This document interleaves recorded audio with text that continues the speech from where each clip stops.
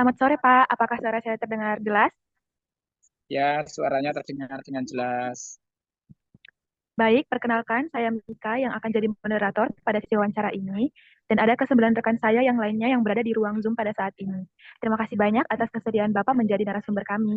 Sesuai kontrak kita sebelumnya, kami telah memberikan dua pertanyaan dan Bapak memberi jawaban kurang lebih 5 menit untuk dua pertanyaan tersebut. Tanpa menunggu waktu yang lama lagi, saya akan memulainya untuk membacakan pertanyaannya ya, Pak. Pertanyaan yang Oke, pertama, menurut Paulus tentang karunia Roh Kudus, karunia Roh itu bermacam-macam dan dapat dikelompokkan menjadi karunia biasa atau non mujizat dan karunia luar biasa atau mujizat. Menurut Bapak, apakah karunia mujizat masih terjadi sampai saat ini? Mengapa jika jawabannya ya dan mengapa jika jawabannya tidak? ya jadi kalau menurut saya karunia mujizat masih terjadi sampai saat ini. Alasannya kenapa saya katakan masih, ya itu pertama sesuai firman Tuhan bahwa eh, kuasa Tuhan tetap sama dulu, sekarang, dan selamanya. Yang kedua, saya membaca, mendengar, melihat kesaksian dari hamba-hamba Tuhan ataupun orang-orang yang berkarunia tentang mukjizat itu sendiri masih terjadi. Yang ketiga, eh, dalam pelayanan saya secara pribadi pun eh, masih dan pernah dan terkadang ada mukjizat yang terjadi. Itu alasan saya. Baik, Pak, kita lanjut ke pertanyaan yang kedua. Bagaimana kita memahami keadilan Allah dalam penghakiman terhadap mereka yang belum pernah mendengar Injil sepanjang hidupnya?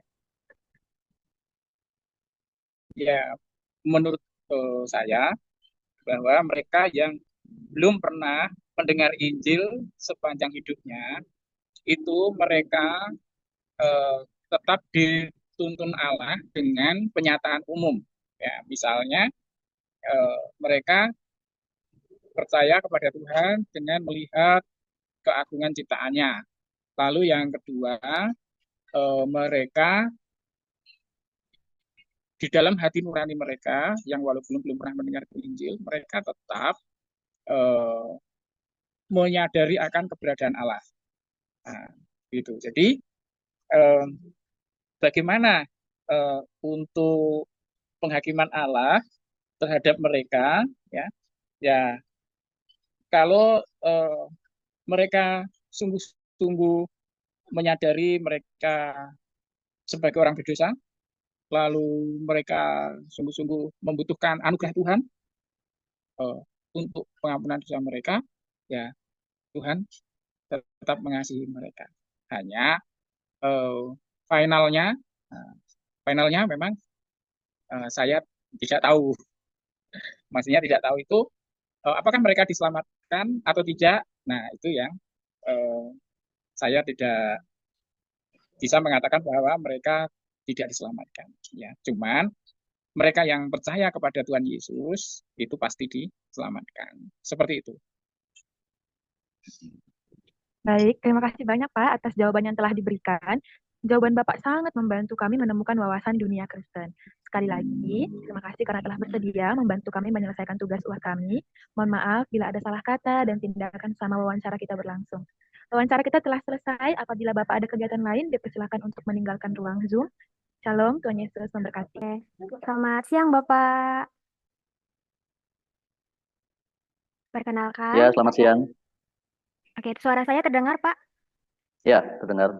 Oke.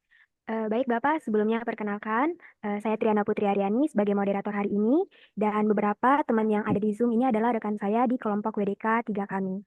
Sebelumnya, Bapak, kami mengucapkan terima kasih banyak kepada Bapak yang sudah meluangkan waktunya untuk menjadi narasumber kami di proyek UAS WDK 3 kami. Oke, untuk mempersingkat waktunya, Bapak, sebelumnya sesuai dengan kontrak waktu kita, Pak, kami akan mengajukan dua pertanyaan ke Bapak, nanti Bapak boleh menjawabnya. Namun, Pak, mohon maaf sebelumnya, sesuai rubrik penilaian kami, Bapak bisa menjawab pertanyaan dari dua pertanyaan yang kami ajukan itu dalam waktu 5 menit. Oke, Oke. langsung saja saya ke pertanyaan yang pertama ya, Pak. Untuk pertanyaan pertama, menurut Paulus tentang karunia Roh Kudus, Karunia roh itu bermacam-macam dan dapat dikelompokkan menjadi karunia biasa yaitu non-mukjizat dan karunia luar biasa yaitu mukjizat. Menurut Bapak, apakah karunia mukjizat masih terjadi sampai saat ini? Jika iya, mengapa? Dan jika tidak, mengapa juga, Pak? Baik. Yang pertama-tama mungkin saya perlu garis bawahi antara mujizat itu sendiri dan karunia mujizat. Itu dua hal yang berbeda. Terkait dengan mujizat, sebagai cara Tuhan menjawab doa, cara Tuhan memelihara dunia, saya percaya masih saja mungkin itu terjadi. Kita tidak bisa membatasi bagaimana Tuhan bekerja di dalam dunia ini, memelihara dunia ini. Bisa jadi cara Tuhan justru melampaui apa yang kita bisa pikirkan, dan kita melihatnya sebagai mukjizat dari Tuhan yang menjawab doa kita. Tetapi kalau kita berbicara tentang karunia mukjizat, itu hal yang berbeda. Karunia mujizat itu apa? Karunia mujizat itu adalah satu tanda yang Tuhan berikan secara khusus kepada orang yang khusus sebagai bentuk otoritas dari orang tersebut yang Tuhan berikan. Jadi Tuhan memberikan satu karunia mujizat kepada orang yang khusus sebagai tanda otoritas bahwa orang ini adalah wakil Tuhan, orang yang bisa berbicara atas nama Tuhan. Biasanya itu diberikan kepada utusan-utusan Tuhan secara khusus, apakah itu nabi atau rasul. Nah, terkait dengan hal ini, terkait dengan tanda mujizat yang Tuhan karuniakan secara khusus kepada orang-orang tertentu, bukti bahwa otoritas Tuhan ada atas dia, saya percaya sudah tidak ada. Jadi tanda mujizat yang seperti ini, ya, karunia mujizat yang seperti ini sudah tidak ada lagi. Kenapa? Ada dua alasan. Satu, jelas kalau kita membaca, nanti sudah bisa baca sendiri ya, di 1 Korintus pasal 13, ayatnya yang ke-8, dikatakan bahwa karunia itu akan berhenti. Termasuk karunia yang spektakuler, salah satunya di 1 Korintus 13 ayat 8, yaitu karunia berbahasa roh atau berbahasa lidah, akan berhenti. Artinya apa? Bahwa karunia yang seperti itu tidak akan selalu ada. Ada masanya akan berhenti. Jadi terkait dengan hal itu, saya percaya karunia mujizat yang melegitimasi seseorang itu punya otoritas atas nama Tuhan, layaknya utusan Tuhan dan berotoritas menyampaikan suara Tuhan, itu sudah tidak ada lagi. Kenapa? Karena satu, Alkitab berbicara bahwa ada masanya itu akan berhenti. Yang kedua, jelas kita tidak lagi kita tidak lagi mendapati adanya nabi atau rasul yang punya otoritas berbicara atas nama Tuhan dan kemudian bisa menuliskan apa yang Tuhan ingin sampaikan. Kita percaya Alkitab sudah genap, ya kan? Perjanjian lama, perjanjian baru sudah lengkap, tidak perlu ditambah dan tidak boleh dikurangi juga. Maka tidak dibutuhkan lagi satu karunia yang menjadi tanda untuk melegitimasi seseorang berbicara atas nama Tuhan. Kalau dulu, sebelum Alkitab lengkap, ya karunia itu dibutuhkan. Kenapa? Karena itu menjadi tanda supaya orang percaya apa yang dia katakan.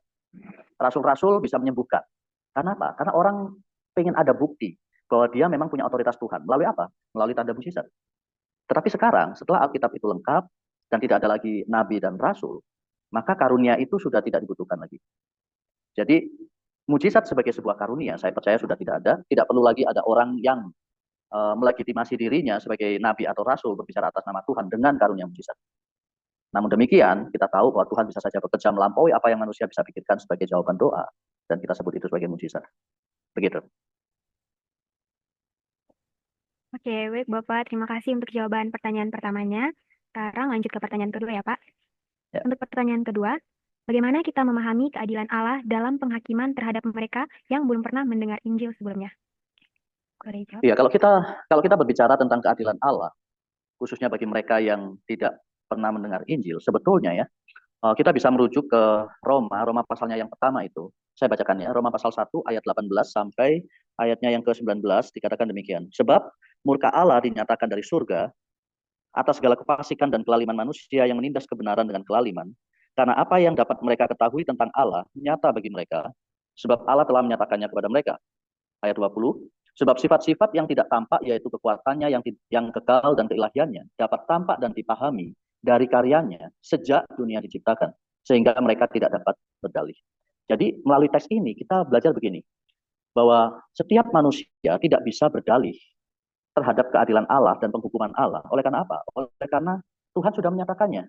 Tuhan menyatakannya melalui wahyu umum, melalui alam, melalui akal budi manusia, melalui hati nurani manusia. Itulah sebabnya manusia itu ketika berbuat dosa, berbuat kesalahan, melakukan kejahatan, maka ada hal yang mengingatkan mereka. Mereka diingatkan dengan pikiran mereka, hati nurani mereka. Mereka diingatkan dengan peraturan-peraturan yang dibuat oleh pemerintah. Mereka diingatkan oleh alam, karena hukum alam itu mengajarkan kepada kita ada hukum-hukum yang memang tidak bisa diabaikan, dan lain sebagainya. Jadi, bagi mereka yang tidak pernah mendengar Injil, tetap saja Tuhan akan mengadili mereka, dan mereka tidak bisa berdalih.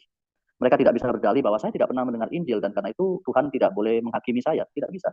Karena Tuhan tetap akan menghakimi mereka berdasarkan hati nurani, kesadaran pikiran, berdasarkan wahyu umum alam, melalui berbagai hukum moral yang ada di dunia ini.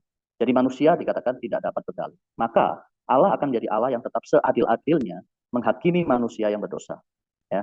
Dan kita tahu bahwa kecuali mereka datang pada Kristus, maka tidak mungkin manusia itu bisa dibenarkan. Itulah sebabnya kita ditugaskan untuk memberitakan Injil. Ya, kita ditugaskan untuk sebanyak mungkin dan bertanggung jawab memastikan semua orang mendengar Injil, karena kecuali melalui Kristus, seseorang tidak mungkin dibenarkan. Kecuali seseorang datang dalam iman melalui Kristus, maka penghukuman dosa mereka akan tanggung sendiri.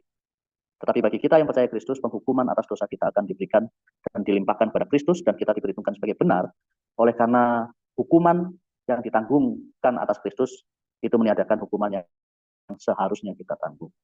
Saya kira itu. Jadi penghakiman Tuhan bagi mereka yang tidak pernah mendengar Injil akan tetap berlaku.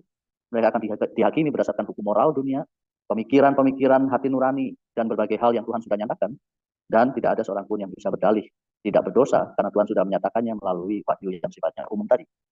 Itu yang saya bisa sampaikan. Menanggapi pendapat Pak Heri mengenai mujizat dan karunia mujizat, kami menyadari bahwa banyak perbedaan pandangan tentang karunia roh, terkhususnya mengenai karunia mujizat. Namun ketika kita melihat dengan pandangan teologi reform, kami menyadari bahwa karunia mujizat terutama diberikan kepada para rasul untuk menegakkan pewahyuan Allah. Dan kami juga setuju bahwa memang karunia mujizat ini tidak lagi seperti pada zaman para rasul. Namun Allah tetap berdaulat untuk melakukan mujizatnya kapanpun demi kemuliaannya dan pengabaran Injil. Dan untuk menanggapi pendapat Pak Heri mengenai keadilan Allah, kami juga setuju bahwa Allah berdaulat atas penghakimannya. Dalam pelajaran WDK, kita juga tahu bahwa Allah sudah menyingkapkan dirinya melalui wahyu umum, namun manusia sudah berdosa dan menolak Allah. Oleh sebab itu, manusia tidak bisa berdalih atas penghakimannya, atas penghakiman yang akan dilakukan Allah. Allah tidak menghukum tanpa alasan, dan keselamatan adalah atas kasih karunia, bukan hak. Oleh sebab itu, topik ini mendorong kita semua untuk lebih giat dalam mengabarkan Injil, sebab keselamatan hanya ada di dalam Kristus. Menanggapi jawaban dari Pak Amin menjawab bahwa mukjizat itu masih terjadi sampai pada hari ini, karena melalui kesaksian beliau pernah melihat mukjizat itu ada sampai pada hari ini, dan juga mukjizat itu masih ada sampai sekarang, baik dia melihat maupun melalui pelayanannya. Di Alkitab juga menjawab bahwa mukjizat itu terjadi dari dulu, sekarang, sampai selamanya. Kami setuju dan percaya mengenai pernyataan yang Pak Amin katakan bahwa mukjizat itu masih terjadi sampai pada hari ini. Namun kami memandang mukjizat itu sendiri adalah sebuah pekerjaan Allah yang Allah datangkan kepada manusia sampai pada hari ini untuk memelihara kita. Untuk pertanyaan yang kedua, Pendeta Amin memberikan pernyataan bahwa Allah ini tetap menuntun manusia yang belum percaya Injil melalui wahyu umum. Dalam Alkitab sendiri telah dinyatakan bahwa benar Allah menyatakan diri melalui wahyu umum, dan benar bahwa manusia ini seringkali mengagumi apa yang menjadi ciptaan Allah. Namun, wahyu umum sendiri tidak cukup untuk membawa manusia ke dalam kehidupan yang kekal. Pendeta Amin juga mengatakan bahwa jika manusia yang belum mengenal Allah sungguh-sungguh menyadari mereka orang berdosa dan membutuhkan anugerah pengampunan, maka Allah akan tetap mengasihi mereka dan menyatakan dirinya. Juga dikatakan di dalam Ulangan 4 ayat yang ke-29 berkata, namun jika mereka tidak ingin mengenal Allah, maka Allah akan menghakimi mereka berdasarkan pengetahuan yang mereka terima. Di akhir pernyataannya, Pak Pendeta Amin juga mengatakan bahwa ada titik final yang dia tidak mengerti sebagai seorang manusia, yaitu mengatakan bahwa mereka akan diselamatkan atau tidak. Dia tidak mengetahui. Namun, jika mereka mau percaya kepada Yesus Kristus, Pendeta Amin berkata bahwa maka mereka akan diselamatkan.